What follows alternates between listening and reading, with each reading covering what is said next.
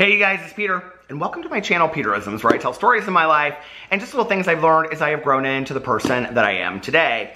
And today, I'm gonna read a meditation. It's Friday, we're getting ready for the weekend. I think it's a good time to just like meditate on life and are you ready for the weekend? I'm so ready for the weekend, just to have a great weekend, a relaxing weekend, and all of that. Whenever I start my day doing the meditations in the morning, it always kind of gets me thinking about things and, really kind of puts this thought pattern in my mind. And so throughout the rest of the day, those are things that I usually think about. And I'm like, I'll reflect back on it. Like something will happen and then I'll reflect back on the meditation that I read. 3 of the meditation books that I have been reading recently is, well, of course, Language of Letting Go. Let me put this up here. The Language of Letting Go by Melody Beattie. I will link it below. As well as Journey to the Heart by Melody Beattie. And my newest purchase, which I got at Half Price Books. I didn't even know that this was out there in the world. Melody Beattie, Gratitude, Affirming the Good Things in Life. Inspiring passages from her bestsellers, Codependent No More, Beyond Codependency, and The Language of Letting Go. And what was interesting when I started reading this was I have read all of those books. So most of the passages were things that really stood out to me. I will be reading some of these because this is the month of gratitude, Thanksgiving. Well, it doesn't have to be. Every day should be a day of gratitude, right? But I'm going to be reading some of these in the weeks to come before Thanksgiving. Well, it's 2 weeks as of yesterday. Can you believe it? It's almost Thanksgiving. Anyway, this book is fantastic. It's very small. It's like 100 pages. Not even, I don't even think. Hold on a second. And it's invaluable. Like I went through it and I was like, okay, this is like the best pieces of all of her books. And it says on the back here, gratitude unlocks the fullness of life, makes things right, turns what we have into enough and more. Gratitude turns denial into acceptance, chaos into order, confusion into clarity. It can turn a meal into a feast, a house into a home, or a stranger into a friend. Gratitude makes sense of our past, brings peace for today, and creates a vision for tomorrow. There is no situation or circumstance so small or large that it is not susceptible to gratitude's power. This is a book to remind you of that power. And right now, I just want to say how grateful I am for my dog, Boo Radley, because he is down here standing right next to my leg, and he's like, Dad, can I please come up? Pee-Pee always gets to be in all the videos, and I don't get to be in the videos. Did you have it? Oh, look at that. What? You do? Okay, he wants to be in this video. Now he will stay up here for all of 5 seconds and then jump over there. Today, I am going to read from The Language of Letting Go. I started reading this meditation. I had read these other 2, and then I started reading this one, and I was like, I kind of like to save them and read them on here so that I get, you guys get my response or my immediate reaction to reading it. So today I'm going to read from November 9th, and it is about accepting love. I've only read the first paragraph, but I really liked what it had to say, and I thought, okay, whenever I make videos about relationships or family relationships or romantic relationships, you guys seem to really respond to those. So I'm going to try to do more videos on that. If you guys have certain topics that you would like me to discuss or do meditations around or talk about learning experiences that I've had through it, please put it in the comment section below, because sometimes I'm like, okay, I don't really know what they would like to hear about next, and I have a lot of learning experiences, a lot of mistakes I've made, a lot of screw-ups in my life that I've learned from that have helped me, get through. So if you guys have certain things you'd like to hear about, whether it's toxicity or chaos or accepting the best in life, accomplishing our dreams or whatever, please put it in the comment section below. Okay, accepting love, November 9th. Many of us have worked too hard to make relationships work. Sometimes those relationships didn't have a chance because the other person was unavailable or refused to participate. To compensate for the other person's unavailability, we work too hard. We may have done all or most of the work.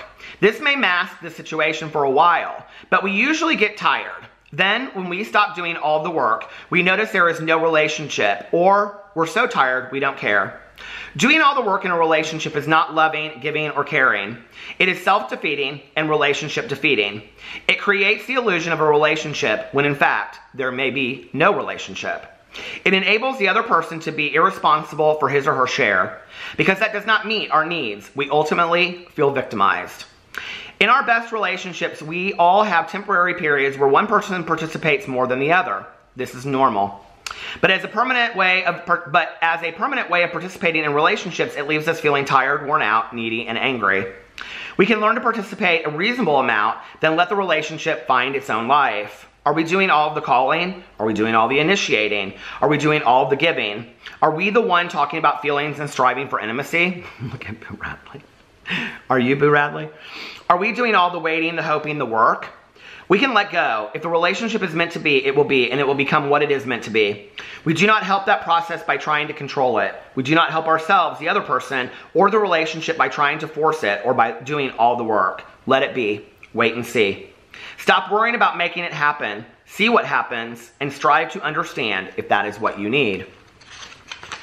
Today, I will stop doing all the work in my relationships. I will give myself and the other person the gift of requiring both people to participate. I will accept the natural level my relationships reach when I do my share and allow the other person to choose what his or her share will be. I can trust my relationships to reach their own level. I do not have to do all the work. I need only do my share. This is so fantastic, okay? And I'm like in my head as I'm reading this, I've got so many, different ideas of where I want to go with this. It's interesting because I think all of us have been in relationships before where we felt like we were doing all the work. And I think we've also been in relationships before where the other person has told us they feel like they're doing all the work. So, I think from each point, it's hard. Like, I've been there before, where somebody will say to me, like, I try so hard, and then I'm like, well, I feel like I'm trying so hard. Do you know what I mean? And so and then you want to argue over that. I think whether it's romantic relationships, it's family relationships, I think whether it's just friendships, whatever it is, I think the first thing that is important is to come up with a realistic expectation for what that relationship should look like. And I say realistic because, for years, I had these unrealistic expectations for how people should be in my life. Well, like I've talked about on here, unrealistic expectations or unfulfilled expectations turn into being resentments. And then we have these, it's like snowing outside, I cannot believe it. First day of snow. Anyway, sorry. But, then we have resentments, and it's like these resentments just bottle up into anger and rage. And then we've got all this sickness in our head, right? And we don't want that. And then we have to unwork it by lowering our expectations for people.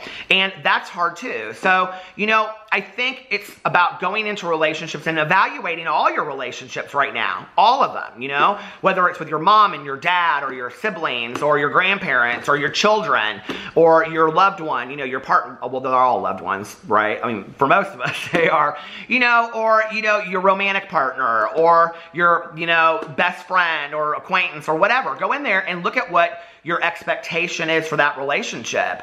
And then ask yourself, is this a realistic expectation? Like, am I asking too much of this person? Like, my best friend and I, we talk every day on the phone, okay? I typically see her 2 to 3, he's about to jump. I typically see her 2 to 3 times a week, right?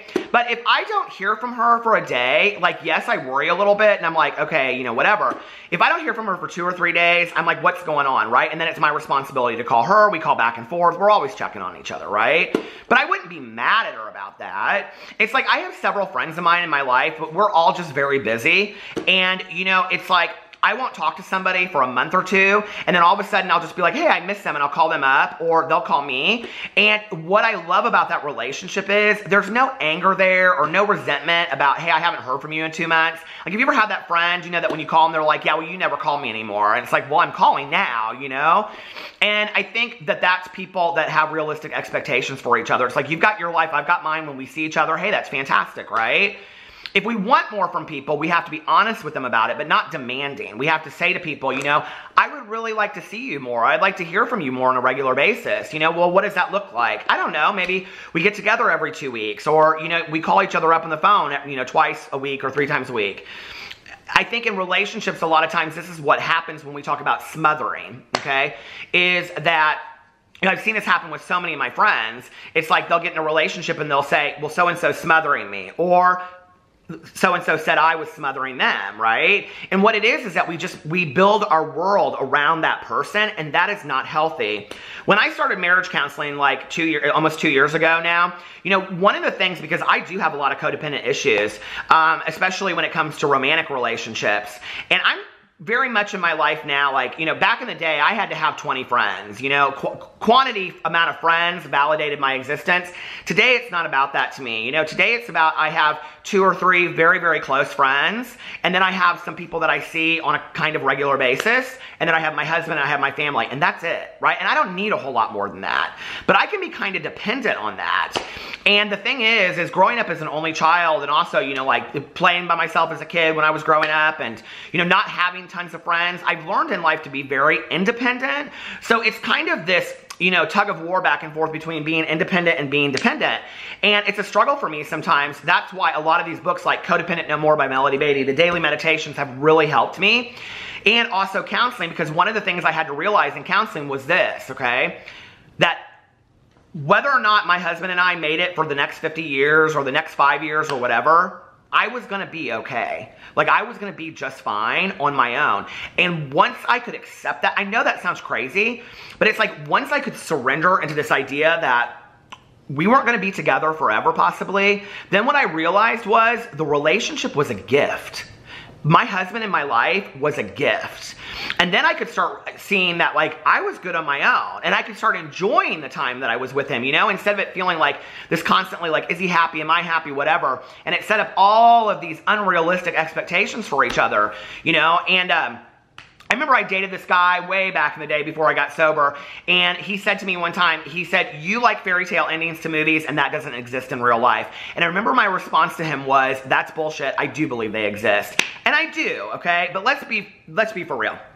You walk off into the sunrise, right? Or the sunset. You walk off into the sunset, and then the sun sets, and then it rises again. There's another day, okay? So your relationships in life, whether it's friendships or whatever, are not going to be perfect all the time. And so I think it's about setting, realistic expectations for what you want from somebody.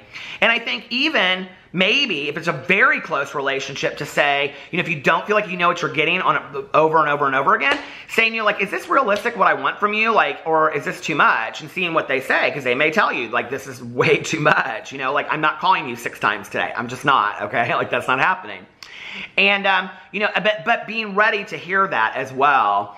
I think the other thing is, at my wedding, my dad spoke, and one of the things that he said, and I've shared this on here before, but I think it's so poignant, I'm going to share it again.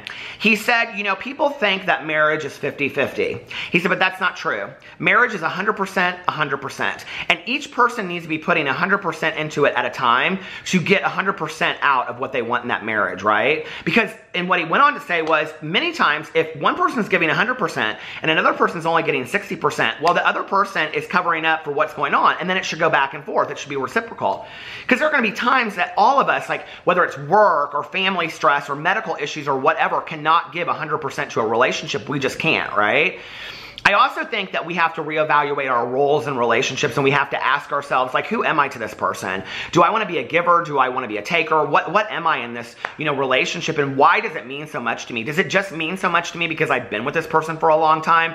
Does it just mean so much to me because, like we have, common interests or whatever? And then you have to ask yourself, is this a relationship that I need to let go of? Like, she talks about that in there. There's been many relationships in my life that I've had to walk away from and let go of, and I remember, of course, I'm going to quote Oprah, but years ago I saw this Oprah. God, this was like probably, well, I've been sober almost 24 years now. So, this would have been like 23, 22 years ago. I saw this Oprah, and on there she talked about how it is okay to say goodbye to certain relationships in your life. And at that time, I had a friendship, and it just wasn't super healthy for me. It wasn't horrible. It wasn't like any kind of toxic relationship. It was just very much a give and take relationship. Like, they were taking and I was giving is how I felt, right? So we parted ways as friends, and it happened amicably, but it was just kind of like, we stopped calling each other, and then it was like, hey, like, what's going on? Well, I just think I need some space kind of thing, whatever. 20 years went by, okay? 20 years went by, and I knew this person through a guy that I had dated who had since passed away, right? And we reconnected and are close again 20-some years later, right? Okay, like, all of that had to happen. We had to grow up as adults. We had to realize what relationships were about. We had to realize that in every relationship, people give, people take. It's not just always one-sided. We were mature adults about it, and now she's somebody that I look at in my life, and I feel like she's a blessing to have, And so, just because you say goodbye to somebody at one point doesn't mean that they're not going to walk into your life down the road at another time when you're ready for it, or when they're ready for it, And I think that also is, when people they don't want us in their lives anymore, we have to honor that too, and respect that. And I think relationships in life are they're tough in general, but I think it's about loving ourselves enough to set boundaries, loving ourselves enough to have realistic expectations so we can have the healthiest relationships in our life so that we can be the happiest. Because I don't know about you, But my relationships are probably the most important thing in my life other than my sobriety. You know, like my relationship with my husband, my family, my friends, like that is what makes my life. My dogs even, you know, that is what makes my life. So I have to have, you know, realistic expectations for what that's going to look like so that I can continue to have those relationships and feel good about them. So I hope that helped you guys out there. I hope you're having a wonderful weekend. I love you, and I will see you tomorrow. Bye.